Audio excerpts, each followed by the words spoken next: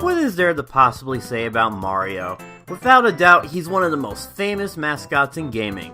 The man has done it all. He's gone into space, has hosted several parties, got his PhD, possibly killed his entire planet by taking out the sun, and has starred in the good version of Sonic 06. But during the 8-bit era, life was a lot simpler. It's the mid-80s. Super Mario Bros. Is out and has taken the world by storm. Gamers everywhere want more of that brick-smashing, Goomba-stomping action, and developers were more than happy to deliver. Mostly in Japan, however. 1986 saw the release of the Japanese Super Mario Bros. 2, which Western fans wouldn't get a chance to play until Super Mario All-Stars. Hudson Soft released a version of the game known as Super Mario Bros. Special for the NEC PC 8801 computer. And a special edition of the original was released by a Japanese radio show called All Night Nippon. It replaced all the characters with people from the show. Sure, why not? But in 1986, Americans did get a unique edition of the game, an arcade version with harder obstacles and fewer provisions known as Versus Super Mario Bros. Versus Super Mario Bros? What an odd name. Technically, we're going up against it, to beat the game. Are we supposed to fight it in a back alley or something? Well, this was released as part of Nintendo's Versus Arcade series, which took many NES games out of the comfort of your home and put them into large, noisy arcades. Japan might make some of the greatest games ever made, but they come up with bizarre titles for their re-releases. Case in point.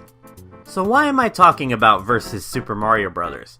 Well, with it being re-released on the Nintendo Switch, I thought I'd take a look at this once forgotten arcade port and see what it's like. Is it worth downloading onto your Switch? This won't be an in-depth review because, at the end of the day, it's still the original Super Mario Bros., just with alterations made to the level design. My focus of this review is on the changes and if it affects the game in a profound way. The original game is a classic.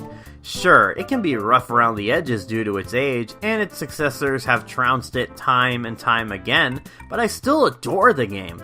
Its simplistic design makes it easy for anyone to pick up and play. The level design is straightforward, but everything flows together. Items and enemies are placed with care, allowing you to breeze through the earlier levels, but make carefully planned moves in the later levels. It just comes all together nicely.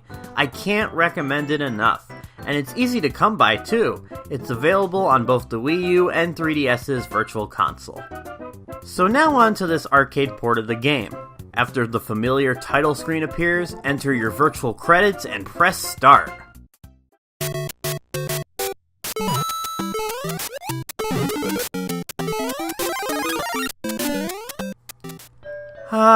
Memories. Seeing how this game was made for the arcades, it only makes sense to increase the difficulty. Makes it easy to ruin kids' allowances everywhere. But not for me. I've got virtual cash. Endless, invisible, unredeemable bills, baby! Sometimes I think my life is a farce. So the programmers made many changes to the original game's design. They added more enemies, removed some items, and added a lot more pits. Heck, they even replaced some of the original levels with brand spanking new ones. Interestingly, these new levels would go on to be featured in the Japanese Mario 2. I honestly really enjoy the new levels. They are hard, yes, but like the original Mario's levels, they flow together nicely from one area to the next, never feeling unfair. Although this one spot might confuse first-time players. As for the changes made to the original levels, in a way, they kind of work against the game. Now, I understand they're trying to increase the difficulty. I have no problem with that.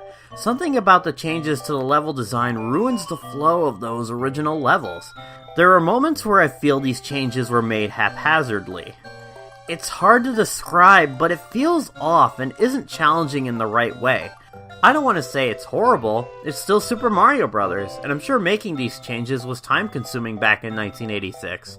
It just throws things out of balance for me.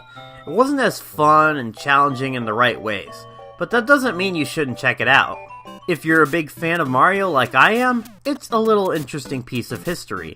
In a way, if you are tired of playing the original so much, this will provide a new experience.